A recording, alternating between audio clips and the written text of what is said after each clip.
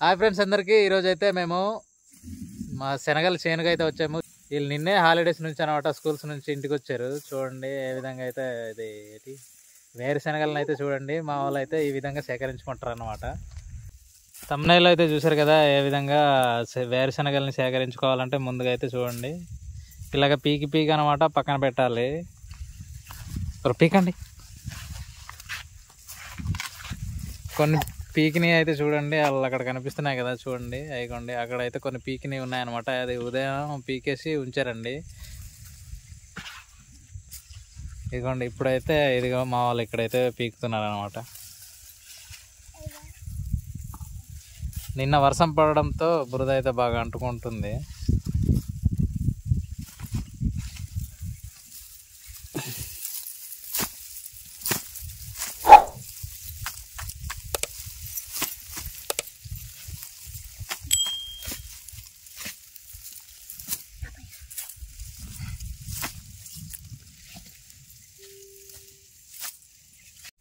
చూడండి ఫ్రెండ్స్ చుట్టూరా కనిపిస్తుంది కదా ఇదంతా మినిమం హాఫ్ ఏకర్ ఉంటుంది. హాఫ్ ఏకర్లో వేసారండి.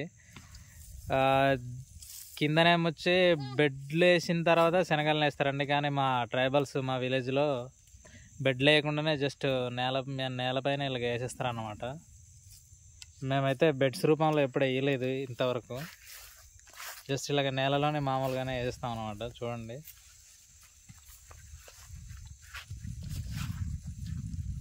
ఇలా వేసినా కానీ దిగుబడి అయితే బాగానే వస్తుందండి. ఒక్కొక్క సంవత్సరం ఏదో ఒక సంవత్సరం కొంచెం రాదు, కానీ ఈ సంవత్సరం అయితే ప్రస్తుతానికి బాగానే ఉన్నట్టుంది. చూడండి ఇదిగోండి ఏ విధంగా దిగుబడి వచ్చిందో చూడండి. ఇదిగోండి శనగలు కూడా బాగానే కాసాయండి. ఇదిగోండి బాగానే దిగి శనగలు కూడా ఏం పర్లేదు. మొక్క అయితే దిగలేదు కానీ మిగతా అయితే బాగానే ఉన్నాయి. కానీ బెడ్స్ వేస్తే అయితే ఇంకా బాగా దిగుతాయి. కానీ మేమైతే ఎప్పుడైతే బెడ్స్ అయితే వేయలేదండి. జస్ట్ మామూలుగా ఈ జొన్నపుత్తులు ఎలాగ వేస్తారో ఆ విధంగా అయితే మేమైతే వేస్తాం అన్నమాట. అంటే మొదటి నుంచి మేమైతే అలాగే వేస్తామండి. అందుకే ఎప్పుడైతే మేమైతే బెడ్స్ అయితే వేయలేదు. మా వాళ్ళు పీకిన తర్వాత అదే శనగల్ని తీసిన తర్వాత వాటిని సేకరించడానికి అయితే చూడండి చూపిస్తాను మీకు. ఇదిగోండి చూడండి నా వెనకాల చిన్న కవర్తో కట్టింది ఇది కనిపిస్తుంది కదా చూడండి. అందులోనమాట వర్షం వచ్చేటప్పుడు లోపల కూర్చొని ఈ శనగలను అయితే సేకరిస్తారండి. బయట చూడండి దూరంగా కనిపిస్తుంది మీకు. కొంచెం దగ్గర వెళ్దాం, మీకు బ్యాక్ కెమెరా పెట్టి చూపిస్తా మళ్ళీ.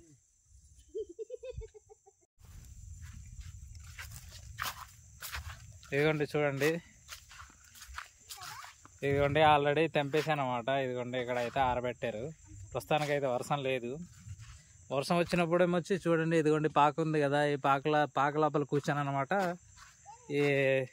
ఈ శనగల్ని తీసిన శనగలను అనమాట. ఇదిగో ఇలాగే వీటన్నిటిని చాలా జాగ్రత్తగా సేకరించాలండి. మేము చాలా జాగ్రత్తగా సేకరిస్తాం అనమాట. ప్రస్తుతానికైతే చూడండి మా వాళ్ళు అయితే తీస్తున్నారు.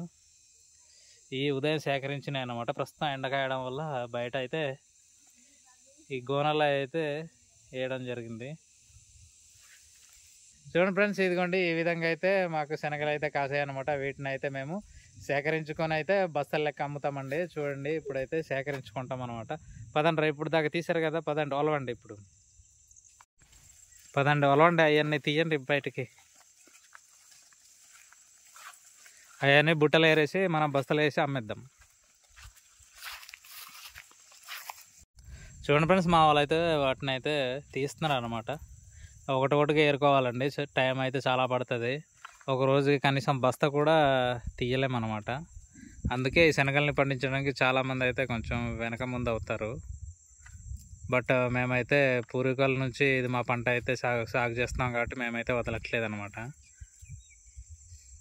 ఇలాగ గిన్నెలో ఏరుకొని అయితే మనం బస్తాల్లో వేసుకోవాలి.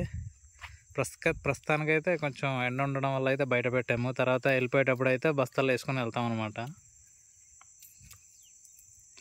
చూస్తున్నారు కదా ఇంకైతే చూడండి బోల్డ్ అయితే ఉన్నాయి. ఆ గుడిసె అవతల నుంచి కూడా చూడండి బోల్డ్ అయితే ఉన్నాయి, ఇంకా ఏరలేదు.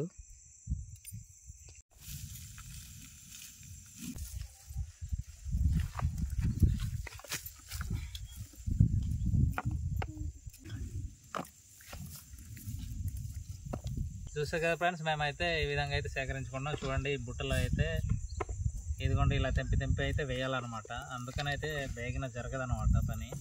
జస్ట్ ఇలా అంటే పడిపోయేవనుకోండి ఈజీగా ఏరుకోవచ్చు, కానీ అలాగ అవ్వదు పని. ఇక్కడ తెంపుకోవాల్సిందే, ప్రతి ఒక్కటి చూసి తెంపుకోవాల్సిందే అనమాట.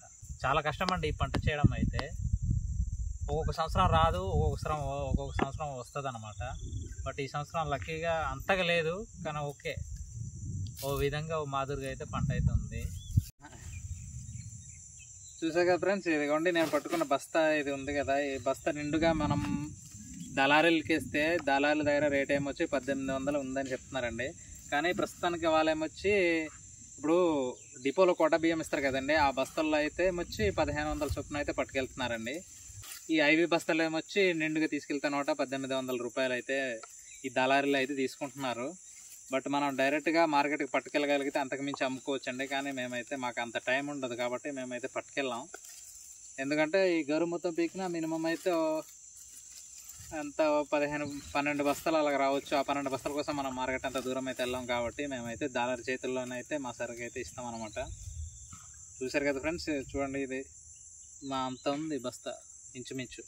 ఈ బస్తా ఏమొచ్చి 1800 రూపాయలు. మన డిపో కోట బియ్యం అమ్మే బస్తా ఉంది కదండి, ఆ సంచిలోనేమొచ్చి 1500 రూపాయలు అనమాట. Okay friends, thank you friends, thanks for watching.